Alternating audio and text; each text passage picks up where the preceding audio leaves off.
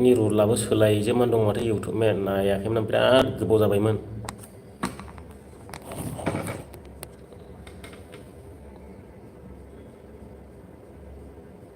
दिनैहाय लाइभ फैनायबाय आरो गोबावजों खनसे।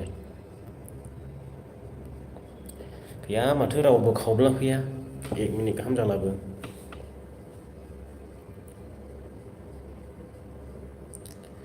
लाइभ फैया गोबाव जाथारबायना ओंखायनो रावबो फैला दाना नायफैला।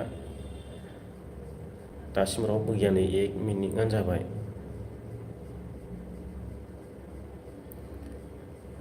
दासो सासे नायफैदों,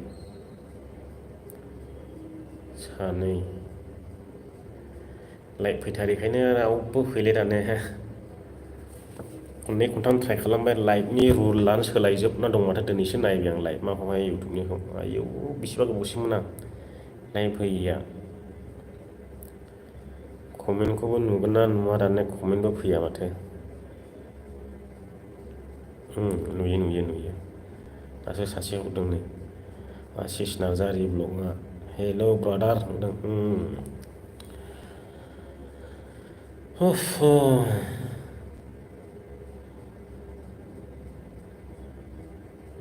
अनन्था ब्र'हाय आदा मा खबर? बिदिनोसै खबरफ्रालाय आरो माथो जाबावनो। दानिराम बसुमतारी मा ओंख्रि जानाय आदा? जाथ'वाखै र' बिदिनो दङ संबावाखैनो।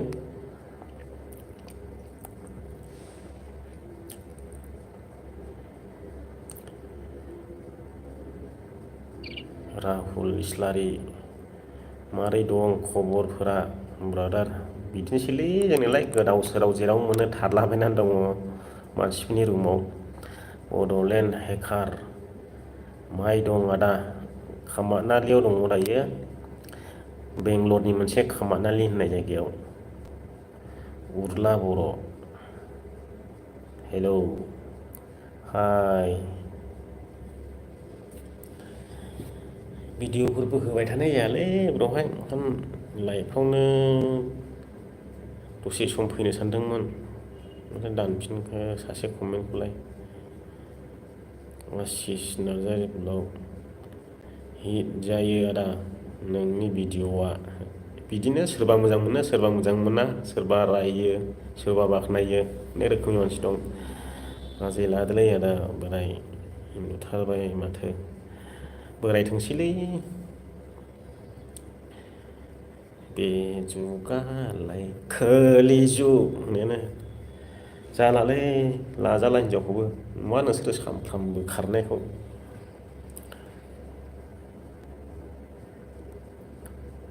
बर' हौवाफ्रा हिनजाव फिसिनो हालानो।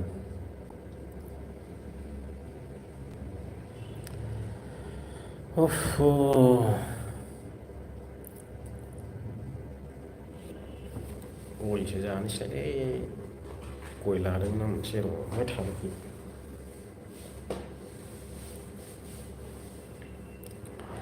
सोर सोर फैयो नायनोसै। दा आदाया अबाव दं? दायो खामारनालि दङ बेंगलरनि जन बासु। ओंखाम जाबाय नामा आदा? जाथ'वाखै दङ ओरैनो दाबो संबावाखैनो। दा 12था 1थायावसो जागोन ओंखामा।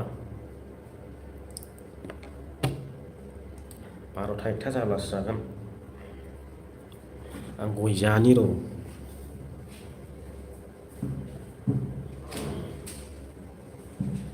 गय लाबोना दोनखादों सालाखौ।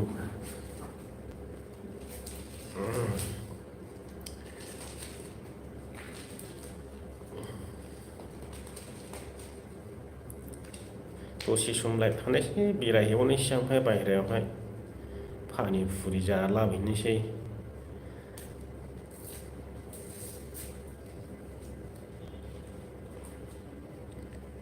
बिराद पानिफुरि जायो आं।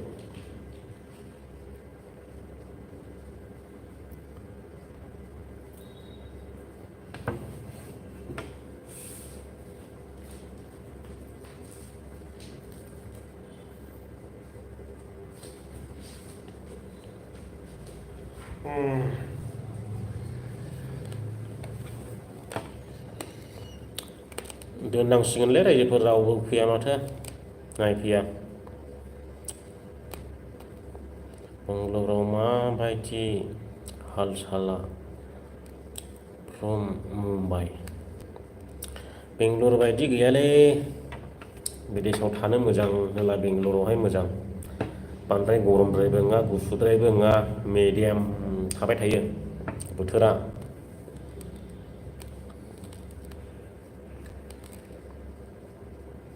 आंबो केरेलायाव दं क'क्राझार पाटगावनि 3 नं सुलजरानि केरेलायाव 8-9-10 हालागै थांगोन आं केरेलायाव बेरायहैनो लोगोफोराव लिंहरगासिनो दं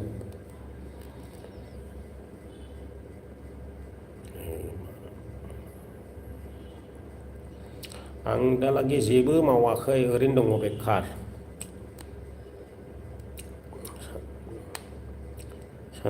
सान्दिया मोननाव थाङाखै नामा थांथ'नाय जायाखै बिराद गोबाव जाबाय जोंथ' आदा बेंगलराव बेंगलुरुआ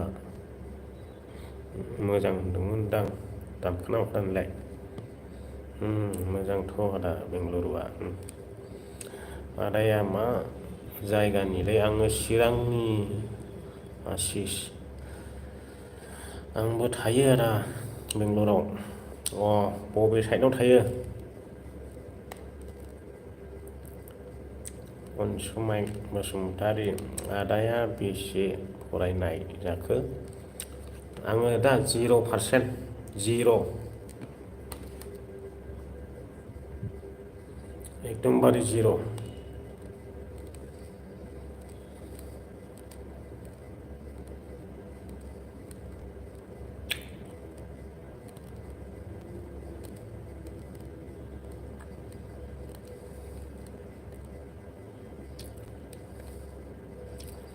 लालबाग गार्डेनाव आदा लालबाग गार्डेनाव थांलाबो नुवा नालाय नोंसोरखौलाय लोगोआनो मोना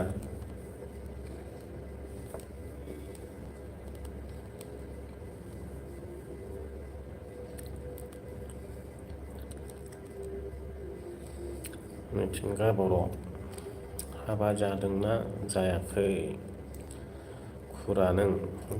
खुरायाबा माखौ होनोलै बुजिलाङाखै आं मा सोदोब बाहायखो ब्रादारा बड'लेण्डआव माब्ला फैफिनगोन नभेम्बर डिसेम्बर मास मोननैनि गेजेराव थाखा फैसाफ्राखौनो खामायनो हायालै जोङो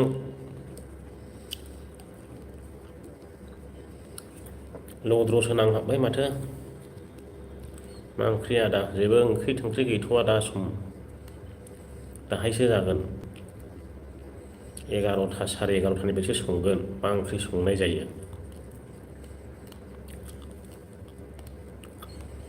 डिउटि मावग्राफोरनि नै 12टा गाहामावसो गयो दा ओंखाम मोनजायो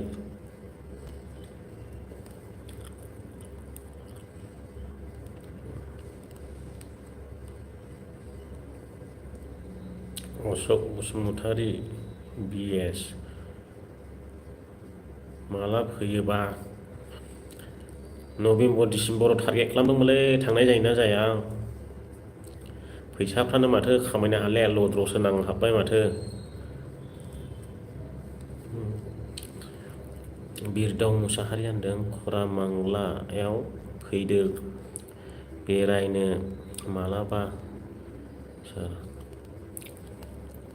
थांनांगौला नैबे 6 तारिखसिमल' समसै आंनिया थांनांगौला ओमफ्राय एरायनोसै गुबुन रायजोआव बारलांनोसै दे बोरमा बेदरखौनो लायदो दा बोरमा बेदर माजोंबा लायना मानसिया मा जाल्लायाव गोलैनानै दङ सुग्लाय दैमारि मा खबर भाइ बिदिनोसै खबरालाय माथो होनबावनाय मोजांबो गाज्रिबो माथो सोरबा सोरबा दानहरफिनो ना कमेन्टखौनो ना मा जाखो रिभिउ मेसेज ओंखारखो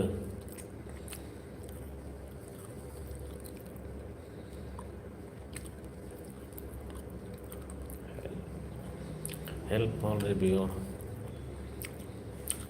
बे मानसिनि कमेन्टआ मा रिभिउ ओंखारफैखो बुजियाखिसै आं दानहरफिनखो ना मेसेजआनो माबायानो कमेन्टआनो जाखांफैयाखै जाखो मिथिला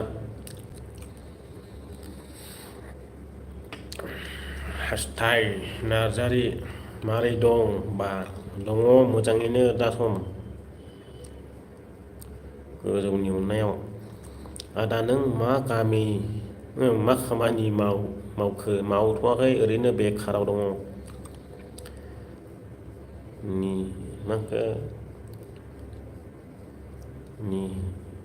निहिमिया नार्जारि हेलौ आदा हेलौ हाय रेसपन्स डि ब्लग आदाया हाबा जाबाय ना जायाखै हाबा जानायखौ बाथाय दा सोंथारलै एकदमबारे खर' गुदुं जायो आङो अनन्था ब्र बेंगलराव बड'फोरा माबायदि दं आदा फ्रम मुम्बाइ थल'जा एमाडिसिआव आंबो गोबाव थाना फैनाय एमाडिसि एरियायाव सानजिब मुसाहारि मा जादों गय जादों आं निहिमिया नार्जारि गुड नाइट आदा दे अशक बसुमतारि बिएस मानि लदर जाखोबा थाखा फैसाफ्रानो हालिनो खामायलाबो ओरैबायदि बाहायफ्रांखासै सानसेयावनो 1000सो खरस जायो फाग्लासो होनलागे फैसा थायो हमथानोनो हाले फैसाखौनो नङाला माबा लांखांनो थांसिगौ आं न'आवहाय थांनो लुबैनायाबो जाखाले न'आव बाब्राबलायनाय मोनखाबाय गोसोआनो बोरैबाला फैसा गैयालाबो थांनोसै नामा रांलायबो सानलायगोन आं फैसायानो खामायनायालाय ओमफ्राय मा आखायाव बुथुमना लानो रोंलायथाय आं फैसाखौनो आसरितसो दै बायदिल' बाहायफ्रांखायोलै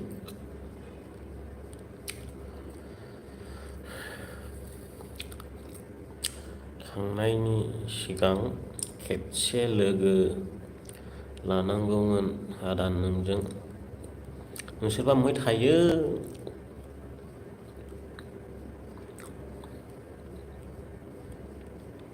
डिसेम्बराव थाङा नामा बर'दिन जानो ब्रदार थांनोलाय सानदोंमोन मा जायो फैसायासो थोनसिगोन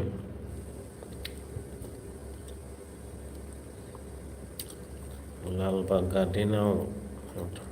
गार्डेनाव मा मावो दाख्लैसो खननै खनथाम थांबाय आं लालबाग गार्डेनाव खननै खनथाम थांनायाव खनसेल' भिडिअ बानायनाय जादों खननैयावहाय ओरैनो बेरायलाबायदों बानायाखै भिडिअ बानायलाबो नायालै ब्लगफ्राखौहाय भाइराल भिडिअ हगारलासो नायो ओंखायनो लाइमोन बसुमतारि नाइस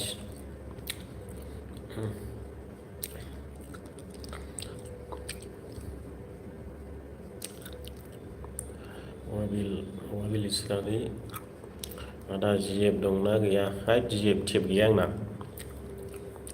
जिर'सो आं मानसियानो जिएफ लानो समाया जोंबायदिया निरान बार'आ हाय ब्र मोजां आशिष नार्जारि ब्लग आइस्टराव आदा लाइभ फैलाव नार्जारि मा ओंख्रि जाखो बा ओंख्रि जेबो गैथ'वालै दानो नै दा 11टा 12टानिफ्रायसो संगोन मा ओंख्रि जाखो बा मोननै हरबाय फैलावा रबार नार्जारि माबायदि लिरखो मिथिला आदसा एप होदेरदों माने हिन्जावनि एफा दासो बुजिबाय आं फैदो डिसेम्बराव ज' जालायनोसै थांनोथ' सानदोंमोनलै देग्लाय थांनो सानदोंमोन ओमफ्राय मा जायो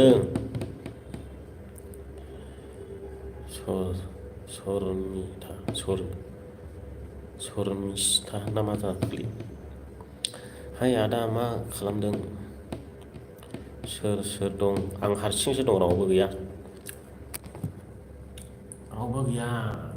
नै हारसिंसो एकदमबारे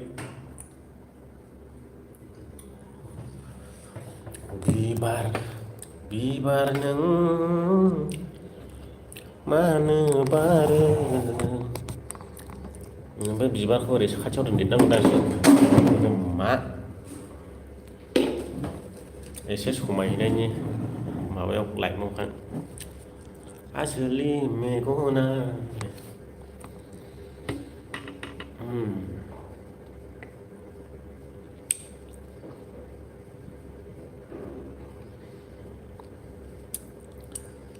निरन बर' हाय ब्र' न'आव थांला नामा थांगौमोनलै थांनायालाय मा होनबावनो राहा गैया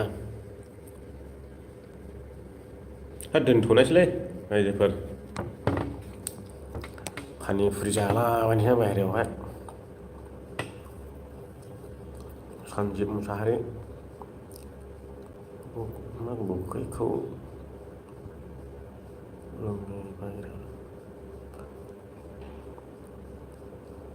गोखैखौ लोंहैबायरा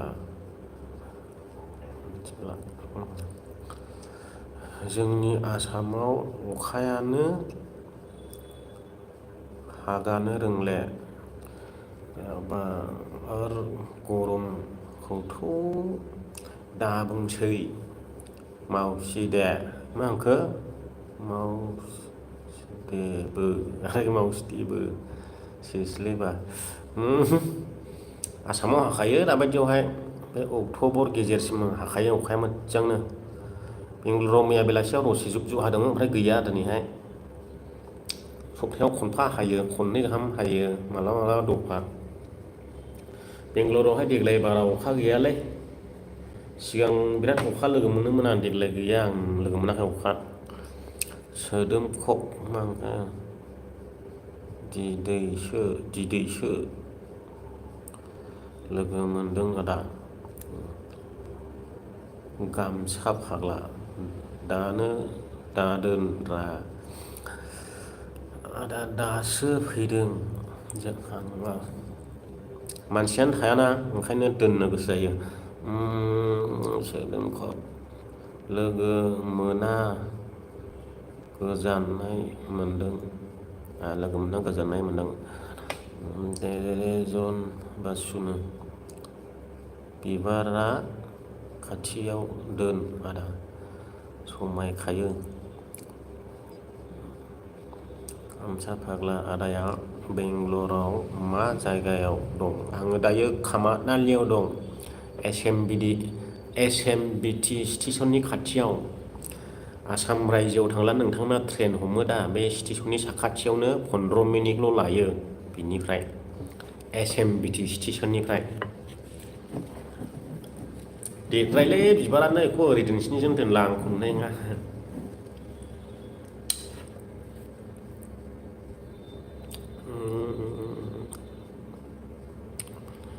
इउटुब चेनेल हायना फेमिलि इउटुब चेनेल हेल' हाय मैखोम बर' मा जाखो रावखौबो हनै मोनाखै नामा माखौ हमनो मोनाखै नामा बेंलायबा मोनाखै हेल' नार्जारि हायोब्ला नों मोनसे मिउजिक भिडिअ लाबोलायबा सिगाङाव खरस गारनो थाखाय गैया मिउजिक भिडिअ बानायनो कृष्णा बसुमतारी मोनदां हेल' ब्र गुड नाइट अके गुड नाइट गामसा फाग्ला आदा एसे डाइलग हो दे डाइलग होनोनो रावाखौनो मोनले आं दाने भिडिअ बानायनो थाहाबदावनानैहाय रावानो ओंखारले बोरै जाखोथाय इन्टारेस्टआनो मोनले इन्टारेस्ट जाब्लासो डाइलगआबो ओंखारबोयो सोदोमखौ लाइक SB बड' चेनेल मारै दं नोंथां दङ मोजाङैनो दाहालागि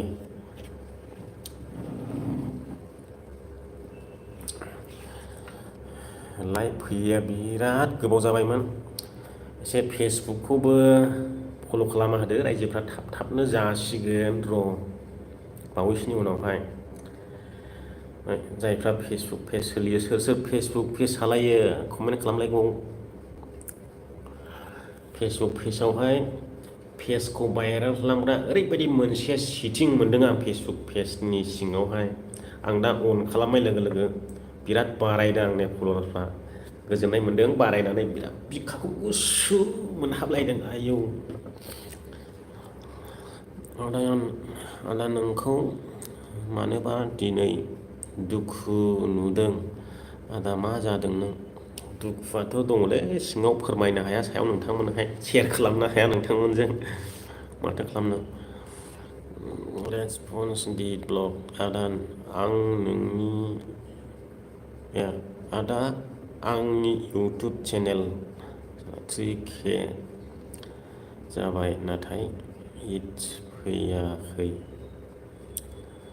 मनिटाइज जाब्ला फैगोन दानि दिनावहाय इउटुबा मनिटाइज जायाब्लाबो फैखासै एकबादेसालाय फैखासै मानोथो फैयाखै जानांगौ फैबाय जानो हागौ नोंथ' नुवाना खिबाजेन अननानै खालामाखै नोङो एकबादेसखौनो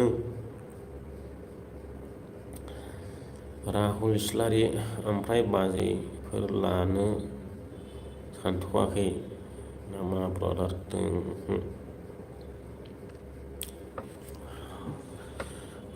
लागोन आस्थेयैनो र'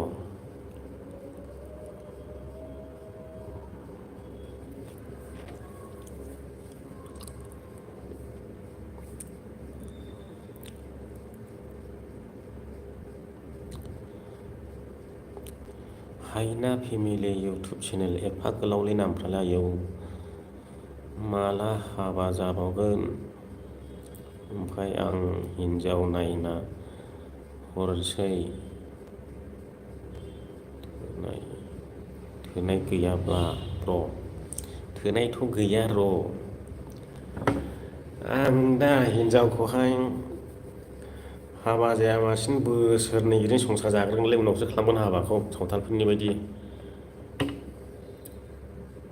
बोसोरनै ओरैनो संसार जाग्रोगोन सोरबा बोसोरनैयावनो खानो ना बोसोरथामावनो खानो नायग्रोनांगौ ओंखायनो आल्ला खारनायबानो फन फैला आयौ सयथिबो दिनैबो सानै दिनैबो भिडिअ बानायनो बुंहरदोंमोन आं भिडिअखौबो बानायलाबायनो गिसैलै हिन्जाव खारनाय मा खारनायखौ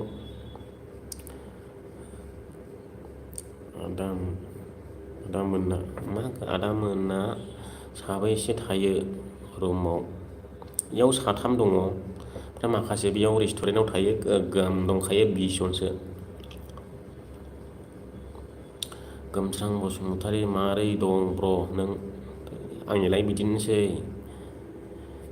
सोमदोनखब रेसपन्स आगै लोगोम जानोसै दे जालायदो जायफ्राफोर गोदान फैदों SB बड' चेनेल थाबैनो लादो नोंथां रानथाब जोबनोसै रानथाबथोंसै आदा बिराजा फैदों नै गफुर बियार चेनेल बोरै दं फंबाय दङ मोजाङैनो आदा दङ दासान्दि दिनै गोबावजों खनसे लाइभ फैनायदों आं पाब्लिकफ्रा नायनो फैयोना फैया रायजो राजाफ्रा माब्रै दं आदा नोंसोरलाय खबर सबर डिउटिफ्रा एब्राव गोराथारना ओमफ्राय वाबिल लेस्लारि आदा नोंसिना न'आव सोर सोर दं बिमा बिफा दं बिदा फंबाय दं बिनानाव दं हायना फेमिलि इउटुब चेनेल गफुरनि आदा लोगो जालाय आंजोंबो। बे लाइभनि कमेन्टखौथ' आं दा नुफिनजोबनाय नङा। मोनसे आंनि एक्सट्रा आपल'ड होनां भिडिअ आपल'ड होखानाय भिडिअ'आवहाय कमेन्ट हरनानै दोन। दा आं नायहैगोन प्रफाइलाव थांनानै।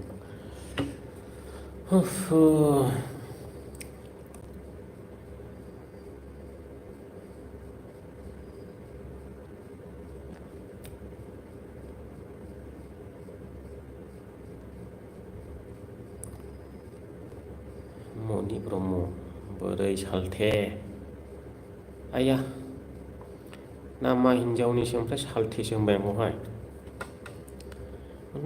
बिराद फेक नाम लानाय दं नामाब्रा। दोनथ'नोसै रायजोफोर, रायजोफ्रानो गैखाया रावबो।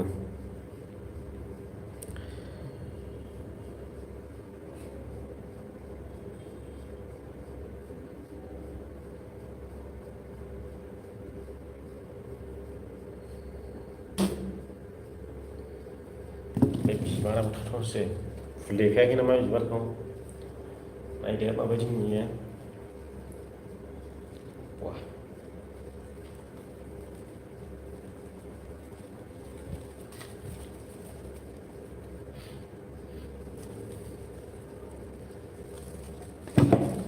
बिबार नों मानो बारो नायनोसै। दे आदा आंना गावैनोसै आरोखि ना गावैनोसै आदा। हाब नोंखौबा सोरदि गावगोनलाय देनांबा।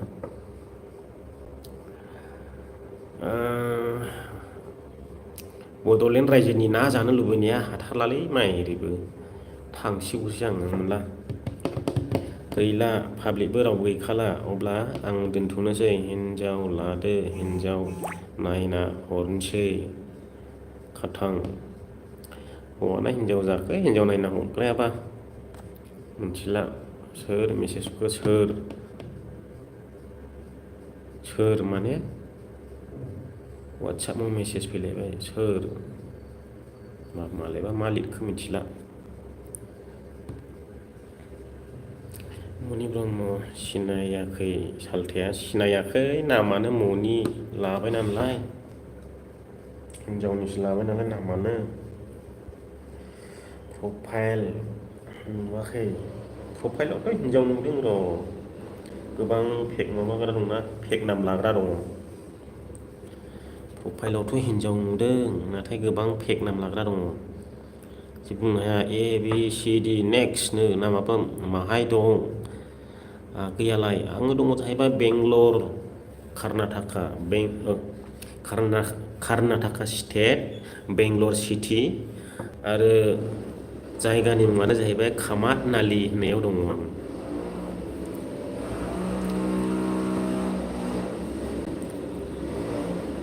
दोनथ'बाय दे होमबा रायजोफोर गैखाला रावबो। बेयावनो बिदाय लाथ'बाय। दिनै गोबावजों खनसे लाइभ फैनायबाय। रायजोफ्रा फैयोना फैया होननानै नायफैनायबाय। एबारावहाय भिडिअबो होनो सम मोनगोन ना मोनलाय जाखोथाय मा होनबावनो। आं दाउबो खिलायानो मा जाखोब्रा। लोगो खालाम लादो। लाइभनि कमेन्टखौ आं दा नुनाय नङा। बै मोनसे भिडिअफ्रावहाय माबाफोर कमेन्ट हरनानै दोन अब्लानो लोगो जागोन मिथिबाय। खोनाबाय दा बुजिबाय दा मा होनदों। लाइभनि कमेन्टखौ बन्द' खालामबाय दे नुवा। मोनालायबाय माल बोना उन्दुदो। मोनालायबाय माल बोना उन्दुदो। मा माल बोनायनि खोथा बुंखो बेबायदियाव गैया माल बोलायाव। सानजिब बसुमतारी दासो कमेन्ट हरदों जालालै बस भाइ दे थांनोसैलै पानिपुरि गग्गा जालाबायनोसै आं बिराद गोखै जानो लुबैदों। दा मा खबरलाय बिदिनोसै र' सालथे आयु बे सासेनि थाखायनो आं थाथ'बावनांगौ आरोखि। पाब्लिकनानो गैले रावबो थांजोबखाबाय। आरो मा रायलायबावनो दा फेसबुकआव लाइक होनोसैलाय दा दसे पानिफुरि जाखांनानै फैनानैहाय आंनि फेसबुक पेजखौथ' मोनखाबाय दा एस एस एम एक्सप्लर होननानै लिरनानै मोनगोन एस एम एक्सप्लर आं बेंलाय नार्जारि ब्लग दोनदोंमोन फेसबुकआवहाय पेजखौहाय ओमफ्राय दा सोलायबाय आं S M explore S M माने ससियेल मिडिया जाहैबाय एक्सप्लर बेवहाय फल' खालामहैनो हागोन नोंथांमोना जाय फल' खालामाखै सिगांनियाथ' पेजआ हेक जाबाय नालाय आंनिया मोनफिनखायाखिसै ओमफ्राय आं दायो गोदानसो बानायफिनदों 5,000 फल'वार्स जाथारसिगोन सिगांनियाथ' 21 फल'वार्स जाबायमोन मनेटाइजबो जाबायमोन ओमफ्राय दाथ' गैला जाहैबाय बियो मोनाखिसै हाजारखि नाजाब्लाबो गैया हायाखिसै बोखांफिननो आदाया दा मा खामानि मावो बेलर सिटियावहाय दा जेबो मावथ'वाखै ओरैनो थाथ'नानै रथ' दोनथ'बाय रायजोफोर दोनथ'बाय दा गैला नायग्राफोर गैला गुबुनाव खारलांजोब्बाय एसे बेस्थ' दं जानो हागौ दा लेखाफोरबो फरायदों जानो हागौ फरायग्राफ्रा फरायिफ्रासो नायला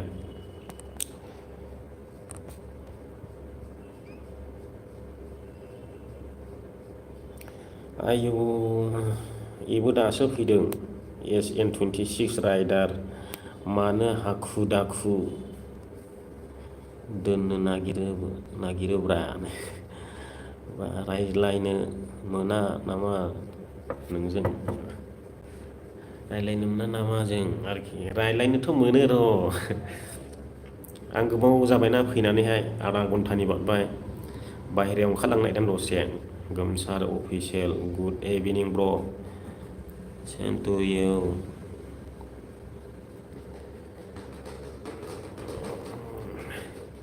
हारसिं थानानै एकदमबारे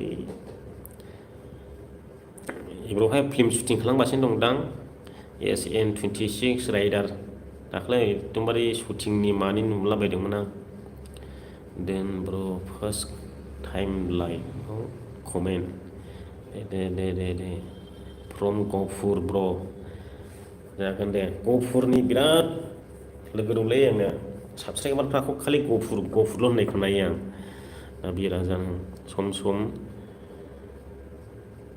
मबियाव फै माने फिल्माव ओंखारना माखो बुजियाखिसै आदा एसे मबियाव फै बांसिन गफुरनि गोजा लोगोफ्रानो साबसक्राइबारफ्रा आंनिया ओरैबोनो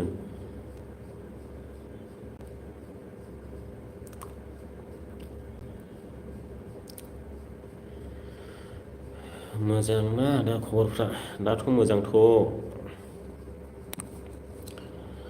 न'आव थांब्लाबो गारि गैया घरा गैया माजों बेरायनाय साननानैनो थांनो रोङाखै आं गारि गंसे सेकेन्ड हेन्ड बायनायनि फैसाबो जाया बुथुमनोबो हाया फैसाफ्रानो थालाय लांलासो इउटुबफ्रालाय ओरैनो नामावल'सो इउटुब चेनेल मोनखाया जाहैबाय मोननायालाय मोनदेरबायोला एसे मोजां जागौमोन आरो गैया फैया बोसोरफा गाहामावसो खनसे मोनजानानैलाय बोरै जानो दे ओंखायनो भिडिअ बानायनायाबो डिमेज जादों आंनिया थाहाबदां उफाय गैया खामानि मावनांगौ जायो मोनजाया हनै इउटुबजोंबो मोजां भिडिअ होलाबो भिउ जाया ब्लगफोर होलाबो भिउ जाया एकदम भाइरेल भिडिअ होबाय थाब्लासो भिउ जायो होआबो जासिगौ भाइरेल भिडिअ बानायाबो जासिगौ हिन्जाव खारनायनि भिडिअ मोजां भिडिअ होनायावहाय भिउ जायोब्ला भिउआनो जाथारा नाया माबा भाइरेल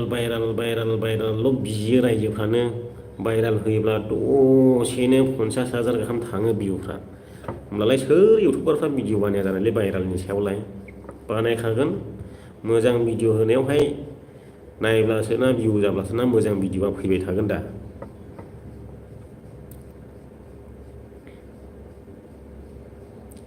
बहा दङ दायो खामानियाव दं आं ओंखारथ'बाय आदा गुड नाइट दे ओंखारदों आंबो ओंखारनोसै गफुर बिआर चेनेल सोर हरखो सोर हरखो माने आदा माखौ सोंखोथाय ओमफ्राय खस्थ'नि फिथाइयासो गोदै ब्र' आदा फेसबुक ना मा नाम ओमफ्राय आंना SM एक्सप्लर लिरनानै सार्च खालामबानो मोनगोन आरो बिनि डिसक्रिपसनाव थांब्लाबो लिंक मोनगोन हेल' सार गुड इभिनिं आंबो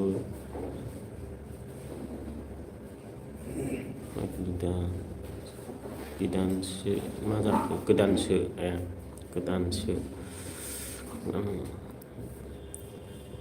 बिबारखौ सोर हरखो बिबार फंबाय बे बिबाराबो थाखानायखा रुमनिखा सोर बेंगालराव ड्राग्सनि अपारेसन खालामदो गैया माथो रावबो नागिरना आथिखौ दङ दंनायालाय नोंनि रुमखौ देखायलाय खना खनला जोंना सालबिसं सिंगारा रुम नायनोलै बेनो नै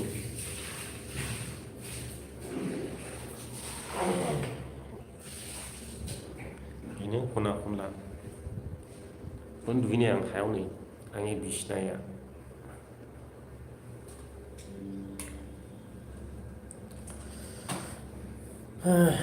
मेथाइ गोदान खनाखै ब्र'हाय होस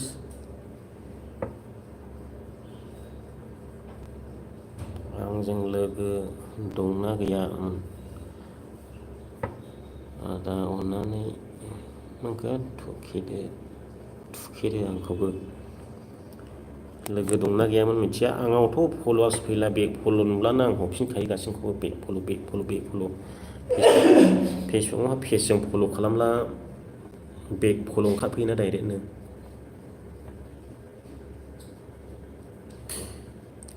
दोनथ'नोसै रायजोखौ दे 40 मिनिट जाबाय नै बरिया रुमाखौ बरिया नुबाय नामा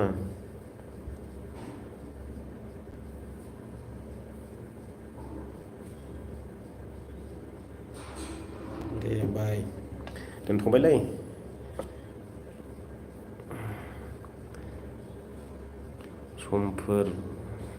समफोर रिलिज खालामगोन दोंसे जानानै दं दे एसे मोजां